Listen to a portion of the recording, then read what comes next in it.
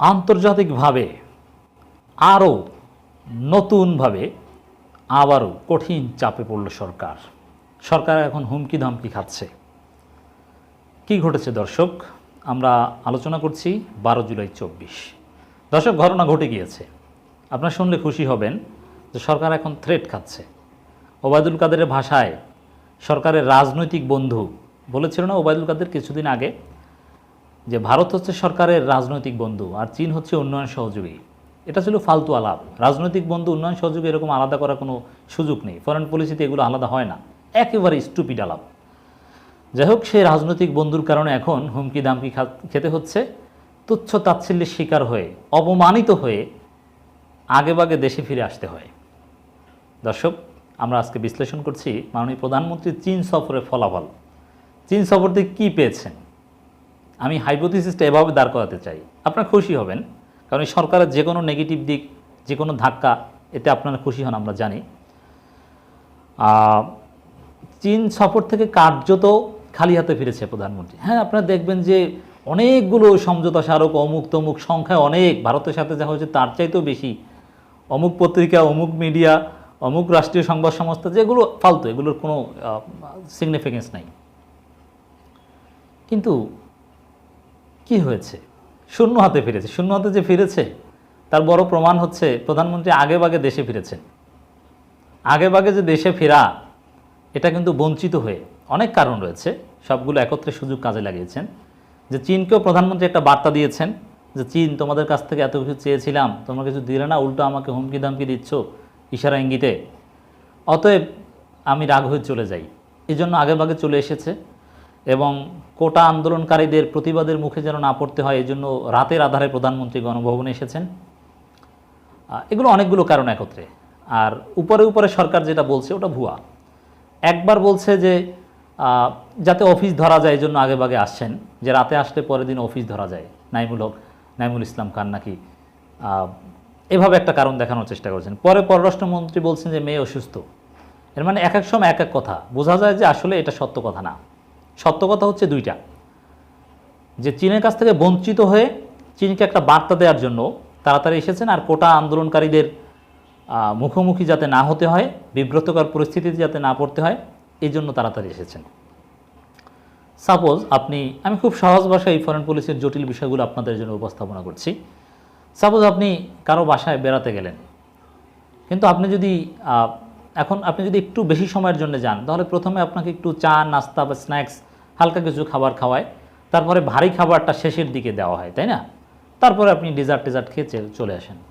কিন্তু আপনি যদি একেবারে সেই মূল মোমেন্টটা আগেই যদি চলে আসেন, জাস্ট একটু চাটা খেয়ে, তাহলে এটা একটা বার্তা না যে তোমার খাবার পছন্দ করি না, অথবা তোমাকে অত গুরুত্ব দেয়নি, আমার কাজ আছে, তোমার ওই খাবার খাওয়ার জন্য, তোমার দাওয়াত গ্রহণ করার জন্য এত সময় বসে থাকার আমার সময় নেই। এরকম একটা বিষয়, যে প্রধানমন্ত্রী চীনকে একটা বার্তা দিয়েছেন যে তুমি আমাকে অপমান করেছো, আমি চলে যাচ্ছি। ঘটনাটা কিন্তু এরকম। নাইলে একটা রাষ্ট্রীয় সফর, যেটা অনেক দীর্ঘ প্রতীক্ষিত, অনেক অপেক্ষা করতে হয়েছে, ভারতের নির্বাচন শেষ হয়েছে, দিল্লি গিয়েছে, তারপরে ভারতের গ্রিন সিগন্যাল নিয়ে আসতে হয়েছে, সেই সফর সংক্ষিপ্ত করে চলে আসবেন, এটা তো আমার আপনার মতো রাস্তাঘাটে আড্ডা দেওয়া, চায়ের দোকানে বসা না, যে 10 মিনিট বসলাম বা 5 মিনিট বসলাম চলে যাই। বিষয়টা এরকম না, এটা পরিকল্পিত। কখন বিমান ছাড়বে, কি, এগুলো সব কিছু শিডিউল থাকে। তো সেটা সংক্ষিপ্ত করে চলে আসা, এটা মারাত্মক ধরনের বঞ্চিত হওয়ার ফলে এই ধরনের ঘটনা ঘটেছে। যে দর্শক, কোন জায়গায় বঞ্চিত হওয়ার ঘটনা ঘটেছে দেখেন। প্রথম দিকে সরকার বলেছিল, বা প্রথম আলোতে বড় কোনো রিপোর্ট এসেছিল, যে $7 বিলিয়ন ঋণ চায়। পরবর্তীতে সরকার সেটাকে $5 বিলিয়ন নামিয়েছে, কিন্তু পেয়েছে কত? 1। 7 প্রত্যাশা ছিল, পেয়েছে 1। এখন দেখেন, আপনি যদি একজনের কাছে 7 টাকা চান, সাপোজ আপনি যদি পান 1 টাকা, আপনার কেমন লাগবে? আপনি তার প্রতি মোটেও সন্তুষ্ট হবেন? মানে এই বিষয়টা কেমন হয়, যে আপনি কোথাও দাঁড়িয়ে আছেন, কোনো ভিক্ষুক আপনার কাছে এসে বলল যে আমি অসুস্থ, আমাকে হেল্প করেন, কিন্তু আপনি হেল্প করতে চাচ্ছেন না। তা আপনি রাগ হয়ে এক পর্যায়ে 1 টাকা দিয়ে বলেন যা। বিষয়টা এরকম না? এরকম। যেখানে 7 টাকা চেয়েছে সাপোজ, সেখানে আপনি 1 টাকা দিলেন, এর চাইতে অপমান আর লজ্জা কি হতে পারে? যে 7 টাকার জায়গায় 1 টাকা দিয়ে কার্যত আওয়ামী লীগ সরকারকে চীন হুমকি দিয়েছে, বুঝিয়ে দিয়েছে। শুধু এভাবে না, চীনের বা বিভিন্ন আন্তর্জাতিক পত্রিকাও কিন্তু এই সফর নিয়ে বিভিন্ন বিশ্লেষণ এসেছে। সেখানে চীনের যেটা চাওয়া যে ইন্ডিপেন্ডেন্ট ফরেন পলিসি চায়, এর মানে বাংলাদেশের ফরেন পলিসি ইন্ডিপেন্ডেন্ট না, ভারতের কথার বাইরে কিচ্ছু করতে পারে না। এই বিষয়টা চীন খুব কঠিনভাবে নিয়েছে। ভারত সফর গিয়ে ভারতকে সব দিয়ে এসেছো, চীনের স্ট্র্যাটেজিক স্বার্থের পরিপন্থী সমঝোতা চীনের সাথে করে এসেছো। তিস্তা প্রজেক্ট, যে তিস্তার পানি ভারত দিচ্ছে না, সেই তিস্তা প্রজেক্ট এখন ভারতকে দেওয়ার কথা বলছো, এবং বাংলাদেশের ভেতর থেকে চীনের জন্য থ্রেট হয় এমন করিডর দিচ্ছ, চীনের সাথে যুদ্ধ লাগলে যেন ভারত এগিয়ে থাকতে পারে সেই সুবিধা দিচ্ছ। এর মানে ভারত নির্ভরশীল ফরেন পলিসি না, ইন্ডিপেন্ডেন্ট ফরেন পলিসি থাকতে হবে। চীন এটা চায়, এটা চীনের প্রত্যাশার মধ্যে আছে। একটা বিশৃঙ্খল, একটা ব্যর্থ সফর এটা। অতএব তুমি 7 টাকা চাও, 1 টাকা নিয়ে তাড়াতাড়ি চলে যাও। বুঝতে পেরেছেন? ঘটনা কিন্তু এরকমই ঘটেছে। অতএব চীন সফর কেমন হয়েছে বুঝতে পেরেছেন আশা করি। 7 টাকার জায়গা 1 টাকা। তারপরে গুরুত্বপূর্ণ কোনো চুক্তি বা আলোচিত কোনো বিষয় অথবা সরকারের পক্ষ থেকে ব্যাপকভাবে প্রচার করার মতো যে এই পেয়েছি সেই পেয়েছি, এই সরকার কিন্তু কোনো একটা জিনিস প্রচার করতে পারে ভালো। যদি সরকার কিছু পেত বা সরকারের প্রত্যাশা পূরণ হতো, দেখেন এমনিতেই চীনের সাথে যদি কোনো ঋণ চুক্তি হয়, বড় বড় অঙ্কের চুক্তি হয়, কিন্তু চীন ঠিকমতো ডিসবার্স করে না, টাকা দেয় না, সময় মতো দেয় না। এগুলো নিয়ে অনেক অভিযোগ সরকারের এমনিতেই আছে। তার মধ্যে আবার কাঙ্ক্ষিত কোনো চুক্তি করতে পারো না।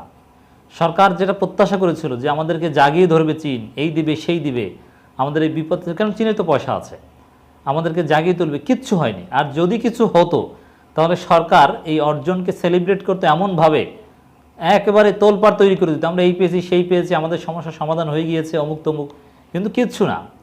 একেবারে মনে হয় যেন রাতের আধারে কোনো রকম মুখ ঢেকে চলে এসেছে। বিষয়টা কিন্তু এরকমই। তো দর্শক, চীন সফর থেকে আসলে কিছু পায়নি, চীন সফর ব্যর্থ। আর এই যে অল্প কিছু পয়সাপাতি দিয়ে এবং ইন্ডিপেন্ডেন্ট ফরেন পলিসি চায় এই ধরনের কথাবার্তা বলে এবং প্রধানমন্ত্রীর তাড়াতাড়ি ফিরে আসা, এগুলো প্রমাণ করে যে চীন ভারতকে সব স্বার্থ দিয়ে দেয়া চীনের বিপরীতে, এতে ক্ষুব্ধ হয়ে কিছু হুমকি ধামকি বা কিছু তুচ্ছ তাচ্ছিল্য করেছেন। ডিপ্লোমেসিতে ইটস ভেরি ইম্পর্টেন্ট। অতএব আন্তর্জাতিকভাবে সরকার আরেক ধাপ কঠিন পরিস্থিতিতে পড়ল। দর্শক, আমরা কয়েক মাস আগেই বলেছিলাম যে চীনের এই শি জিনপিং বা চীনের যারা ডিসিশন মেকার, এরা কিন্তু গেম চেঞ্জ করতে পারে। অতএব ভারতের সাথে এই দহরম মহরম সম্পর্ক, ভারতের সাথে অতি বন্ধুত্ব সারা পৃথিবী থেকে ক্রমান্বয়ে আওয়ামী লীগ সরকারকে এভাবে বিচ্ছিন্ন করবে এবং বিপদে ফেলবে এবং চাপে পড়বে।